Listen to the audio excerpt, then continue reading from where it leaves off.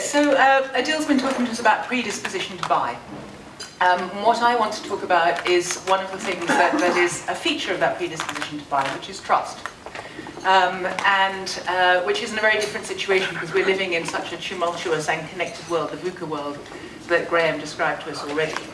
And trust is something that we measure on Brand Z, and we've been measuring for a long time, and it's extremely important. So I want to just talk a little bit about what's going on with trust and about why trust matters. Trust has always been important. Okay, so I think the first client project that I ever did on trust was in about 2004 for a client who was worrying about the trust in their brands and wanted to understand that better. And there are a number of things which I think are really key to trust. So one of those is what I've got here, reliability and ability. Ability is actually, can you perform the thing for which you are trusted? So it's no good having goodwill, but not actually being competent, not being able to do something. So if you're going to trust somebody, or trust a brand, trust a business, you need to know that it can do the thing that you need it to do. And I think if we think about these things in our own lives, we'll recognise that these are true features of relationships with trust. And reliability is not only can I do it, but I will do it. And I can rely on you to keep your promises, and we know how important that is in brands.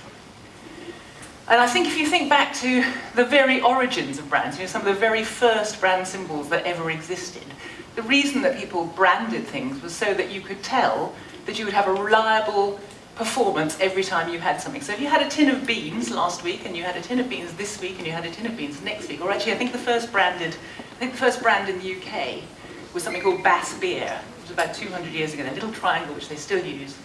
It told you that you could rely on that for a consistent performance. That brand would meet its promise to you every time you actually bought it. They also need insight. Insight's a really important thing in trusting people, and again, think about that in your personal relationships. It's about empathy, it's about understanding what's going on. For a brand, for a business, that's really important because that's about meeting our, understanding and meeting the needs of people. Actually, you can't meet their needs if you don't really understand what they are. I think if you're thinking about the tin of beans, that's not such a critical issue. But if you're in financial services, that's an absolutely critical issue.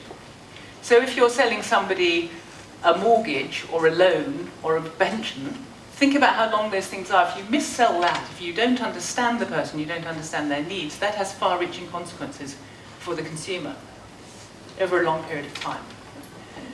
And the last thing which I think is really important for trust is the idea of motive. And this is sometimes a bit neglected, I think, but actually it's really important because this is about, and again, think about your own lives and the people that you trust and what you care about. What you care about, the people that you respond to well, are people you think have fundamentally a benign motive towards you. They're not just out to get what they can from you. There's some kind of sense that, we're all in this together, and actually that they have goodwill towards you. And I think that's really important, and it's sometimes a bit neglected, but I think it's one of the things that we see increasingly in things like purpose branding. The notion that there's more to this than just getting what I can get out of any individual situation. So those things are kind of fundamental, and I think they're true and they're recognisable, and they're things that we would know about the relationships of trust that we have with people, and with businesses, with brands, with institutions, or that we don't, and some of these things will come into play in that. But it's also a really important part, because of all of that, of our predisposition to buy, of our brand equity. We know from the data analysis that we've done that it's strongly related to brand equity, to that power score that we were talking about earlier. It's strongly related to brand affinity. You like a brand more, that has these qualities that you trust. And trust is strongly related to brand consideration, not very surprising. And it has also a strong performance in a strong relationship with CX. So some of you will be working with us in our customer experience area, and what we know, unsurprisingly, there's a strong correlation between trust and usage. But there's also an advantage to trust in experience, because if you use a brand that you trust, it's much more likely to be framed in a kind of positive way for you, and more likely to get a positive experience out of it. So thinking back to what Adil was talking about the long term and the short term, I think trust has a role to play in both of those things as well, because firstly, it's more likely to get you to the place where you want to buy that thing in the first place. And secondly, it's more likely to frame your experience of that brand in a positive way when you actually use it. But, and this is the problem I think, I'm sure we're all very familiar with, who do you trust in a post-truth society? So as I said, I've been working on the subject of trust for a very long time, but things have really changed. And it's much more volatile. So, we're all very familiar with the news. You have this problem here, We certainly have this problem in the UK. I mean, we've been glued to our televisions in horror watching what's going on in the UK at the moment over the last few days. And when you also, so that's one of the kind of fundamental things. Government, big institutions, some of the things that we've always been able to trust, really very alarming. And news, the media, we know the media is in trouble in terms of trust features, but think about fake news. What do I believe? What do I think is going on? How do I know what to trust there? So there's quite traditional sources of authority, but they've dissolved. Experts, scientists, all of those things, people actually having far less faith in those things than they used to have. Very troubling. And then new things. So we've got all these new technologies coming, which are partly exacerbating, I think, this problem, obviously, but also, they have their own problems. So Alexa, are you a spy? Is this marvelous thing sitting on the side of my house that helps me, my new servant? Is it actually spying on me? I'm very reassured to see my son sent me a report last night from the BBC saying that somebody's just demonstrably shown that all these reports about your telephone listening to you are not true. So I was relieved to see that. I hope he's right. I hope this isn't fake news. We're talking a lot about social media and echo chambers. We know there's a lot of kind of anxiety about the kind of well-being effects of these things, about the way that echo chambers shut us all into our own little worlds. And then actually, the trustworthiness of what we're actually seeing and the organisations that we're dealing with. That's a little cutting from the Times, which I pulled out about 10 days ago, the Times in London, about Facebook listening to people's conversations. They're doing it for a benign motive. They're doing it to test their models so that they can better serve their customers. But actually, the way they're doing it is to listen without permission to conversations between their users. And then bottom right, who's seen this? Who's seen the deepfake video of Bill Hader? Okay, so deepfake is this new technology where you can use computer graphics to render somebody doing something they didn't actually do. So we've seen Nancy Pelosi, the leader of the Democrats, appeared to be drunk in an interview. Barack Obama was shown being extremely rude about President Trump, things which had not happened, because you can actually change the way people look on screen. So this guy, this is Bill Hader, he's a comedian on Saturday Night Live. He was sitting in a talk show, he was talking about he'd been working in a minor capacity with Tom Cruise and Seth Rogen, much bigger stars. And he was, it was all kind of, God, it was really exciting, and I was talking about Tom Cruise. As he was doing it, somebody who was very worried about what was happening through deepfake video actually deepfaked his video. And as he was talking about Tom Cruise, you can probably just see it there, he turned into Tom Cruise. And when he was talking about Seth Rogen, he turned into Seth Rogen, just momentarily, absolutely extraordinary. The problem with this is, we literally cannot believe the evidence of our own eyes. It's a big shift. And what that creates, obviously, is a lot of cynicism. What that obviously does is make it much harder to trust people. So trust actually becomes an even more important currency. We all know how important it is intuitively. But now, in this kind of hideously cynical environment, it becomes an extremely important currency. You can't just rely on it as an outcome, which is what we always used to do, of all the things that you do. You actually have to nurture it. You have to think about it as a positive, active thing. You have to create meaningful, authentic, proper relationships with consumers if you're going to be trusted. So that's one of the things that's changing for brands. And another thing that's changing for brands in this context, and it's partly driven by the digital world, is that the boundaries between consumers and people are sort of dissolving in some way. Because this intimacy that is created in the online world is changing that. So brands don't just want to be there and be bought. Brands want to be your friend. They want you to like them, have conversations with you. Well, fine, but actually that's much more about a human-to-human kind of relationship. So if they're going to demand this human relationship, you also have to behave in a way that works in a human way for trust, because that's actually, we build our trust understanding on kind of our relationships with people in the real world. And now the two things are beginning to merge. And that brings us to this, which we call the 3 I's of framework. So the 3 I's of trust framework, which is the result of a lot of analysis, data, and a significant amount of qualitative work we've done all around the world recently, which has come out with these 3 different things, which we call drivers of trust, things that we need to actively think about when we're thinking about what creates trust between brands and people. The first one is integrity. So integrity is a nice, straightforward word. We all understand what integrity means, I hope.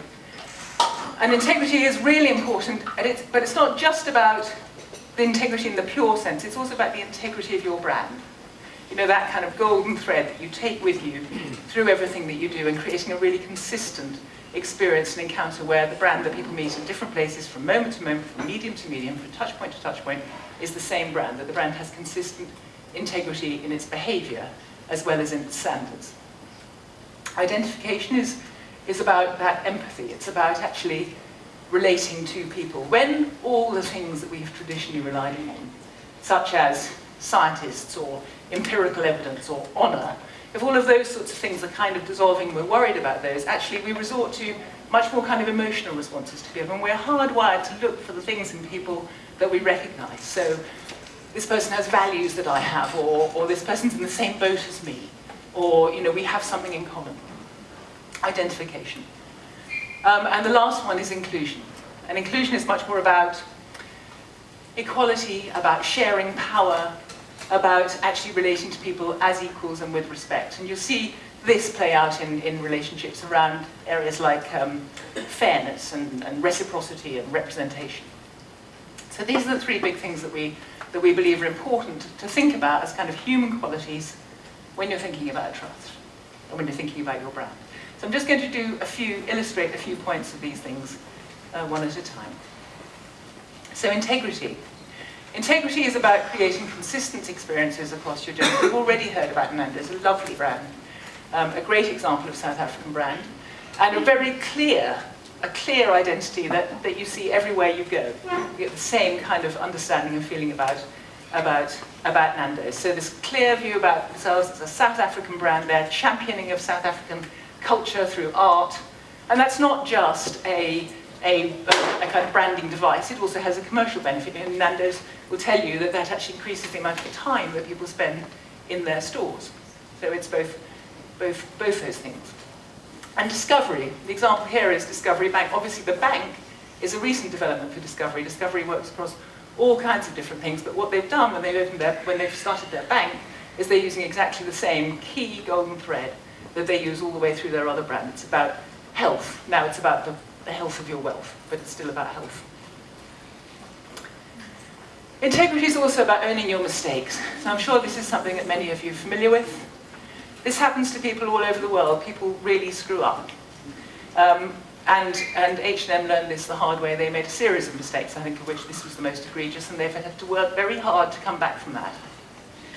Starbucks had a similar incident in the States. They discriminated against a couple of people who had the outrageous effrontery to sit in their shop for half an hour without buying a cup of coffee. And they had them arrested. And Starbucks had to shut 8,000 stores for an entire day to train their staff on how to behave. And that's an expensive thing to do, right? But they had to do something real, they had to do something fast, and they had to do something very visible. And they did do that. Now, if you do that well, you can actually perhaps turn it to advantage. So I live in London. We have Kentucky Fried Chicken there. I know you're familiar with that brand. Kentucky Fried Chicken in London ran out of chicken. Absolutely massive functional disaster.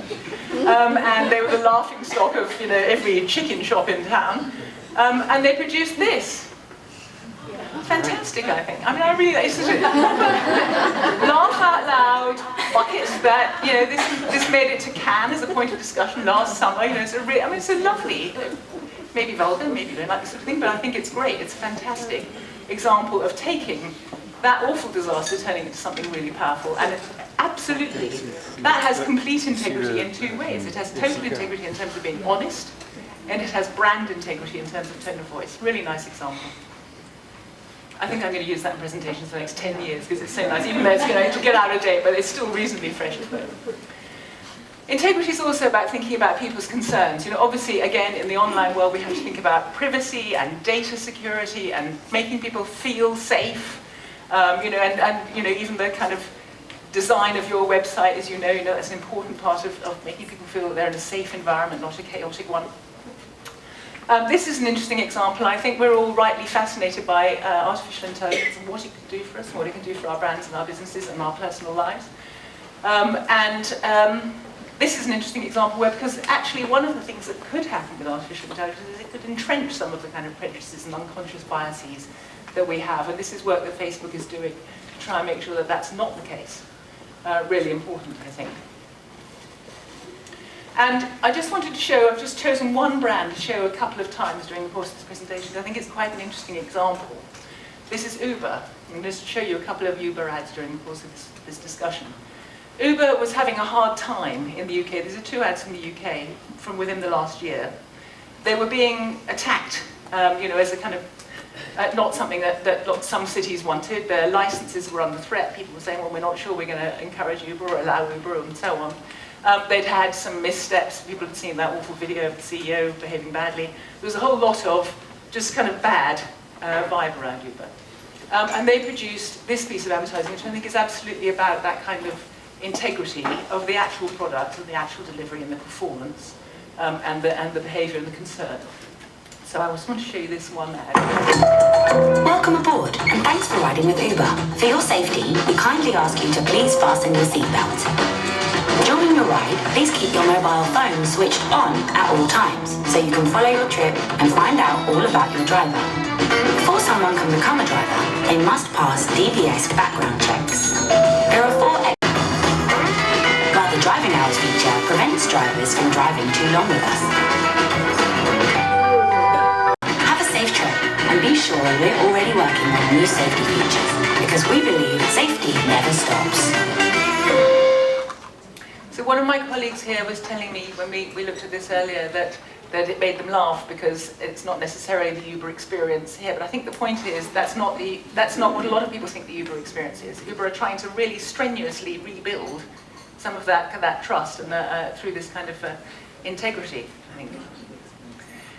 Identifications, I said this is about seeing yourself in the other. And it's about behaving in very human ways, and this is a nice example. We believe that there's an element of vulnerability in this, showing yourself in a kind of authentic way, and making yourself, potentially in your business, quite vulnerable. This is an example from 2009 from Hyundai in the States. Obviously, we're all aware that 2009 the world was recovering from a hideous financial crash, and people were very worried about their jobs. So Hyundai produced this part of its warranty to say, if you lose your income in the course of the next year after buying a Hyundai, we will take the car back, which is fantastically reassuring and, again, potentially very expensive proposition for Hyundai. That's just one of a number of things that they have in their warranty, but 61% of Hyundai buyers say that that kind of promise, that warranty, is one of the things that actually helps them to choose Hyundai over its competitive brands. And I think this is a very nice kind of human kind of way to behave in terms of their understanding. It's got some relationship, I think, with the whole idea of being flexible. I know Outsurance, for example, who talk about allowing their staff to bend over backwards to kind of meet your needs. That's a really important human characteristic that brands need to be able to display, empower people within the business to actually respond to consumers in that way. I flew out here from London on Sunday night. When I got to the airport, literally 1 minute after I got out of my taxi, I found out that my aeroplane had been delayed for 15 hours. And I was going to miss all my meetings on Monday, and the woman on the British Airways desk, I think she probably didn't really want to, but she got me onto the Virgin flight, and that was great, so I got here in time. And then she gave me her card, so she said, do give us some feedback. So, quite right to, I think, quite right to, and I will do that, I've kept it. Identification is also about signalling your values. Very important point. We're all conscious that sort of purpose branding, particularly some of these sort of wider, higher order purposes, are becoming more and more important. So everybody's familiar, I'm sure, with this story. This is this lovely film from Discovery, where Caster Semenya, who was under a lot of pressure at that point, went to what she thought was a business meeting at Discovery, who are one of her sponsors, and found the entire business out there to celebrate her. It's a very touching film, I think. Another person who also sponsors Caster Semenya is another brand, rather, is Nike. And Nike, I think they do this in a really quite aggressive way. For some people, it would be very polarizing. You don't have to do it in a polarizing way, signal your values, but some people are really prepared to do that. So obviously, with the Take a Knee protest in the States, they're supporting their sports people who do that. They're going to be they're happy to be very strongly, emphatically show their values in a way that supports the athletes for whom they exist. And identification is also about giving a face to the brand. Sorry, this is another Nando's example. You hear a lot about Nando's, we like Nando's. This is a nice example, I think, of making sure that, and obviously in a service brand, you have a fantastic opportunity to do this, where your staff are kind of a face of the brand. A lot of people use their staff, particularly in services business, in their advertising. Nando's, I don't believe, do that, but it is something that can be very powerful in terms of creating, again, a human face of the brand. And as a result of that, I also want to show you another Uber ad. This is simply because this has been a campaign they've been doing in the last 12 months. This one's actually aimed at drivers. But if you look at it, it's absolutely about the identification of your values with their values. What moves me? Helping her to do the things that she loves to do. Being there for my team. Helping me. I want to be there for my parents. That's what moves me.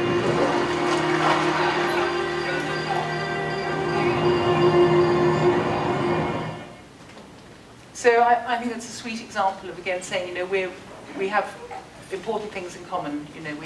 We're like you. And the last thing I want to talk about very briefly is this idea of inclusion. Inclusion does mean treating everybody as equal and with respect. This is an example from Castle Light, which I imagine many of you are familiar with, Hold My Beer, where Castle finally came out and said, okay, we recognise we have been very stereotypical about women. Women drink beer too. It's okay. So I salute Castle for doing this. It's also about sharing power. This is a very nice example of a kind of inclusive brand. This is a brand called Naked Wines in the UK. They sell wine, but they also have a club where you can become a Naked Wines angel. You put in £25 a month, which is not an insignificant amount of money, but that makes you part of the enterprise. So your money goes in to support viticulture, and you get wine back as a result of it, and you get kind of engaged. So you're actually wrapped up in that, you're actually part of it. I think there are other, sometimes harder-edged forms of sharing power. I do a lot of work in financial services, and one of the things there I think that consumers have often told us is that they feel all the powers on one side. They don't feel very well educated. They don't feel that they necessarily understand. They feel there's a lot at stake, and they worry that they pour a lot of financial products. You kind of pour your money in, you don't really see anything back. Actually, what you're getting is a kind of reassurance, for example, in insurance, but you don't always see the benefits of that. People sometimes feel very vulnerable. And I think they really appreciate it when you have financial education campaigns or ways in which you're actually empowering the consumer and demonstrating kind of fairness. So I think it is really important in some categories. It becomes a much kind of harder-edged thing. And one of the other things that we think about inclusion is it may now mean collaborating with the enemy. This is a really interesting example on a kind of purpose subject. This is a coalition, something that's been launched earlier on this year, where a coalition of major companies, key competitors of each other, have come together to actually try and create a reusable packaging campaign, because that will be for the greater good. Another nice example, I think, was when Unilever did their compressed deos. I don't know if you have those in this market, but big packaging that they turned into about a third of the size, and they offered their competitors the technology for that, because they felt that sharing that power, sharing that technology was better for everybody and better for their consumers. So those are the 3 I's of trust. It was a brief canter, no pun intended, canter through the 3 I's of trust: integrity, identification, and inclusion. We measure these things. As I said, we've been measuring trust on Brand Z for quite a long time. We are now measuring it in a more granular way. So as time goes forward, we'll be able to actually think about which of these areas, a brand perhaps could be doing more in to actually enhance its trust credentials.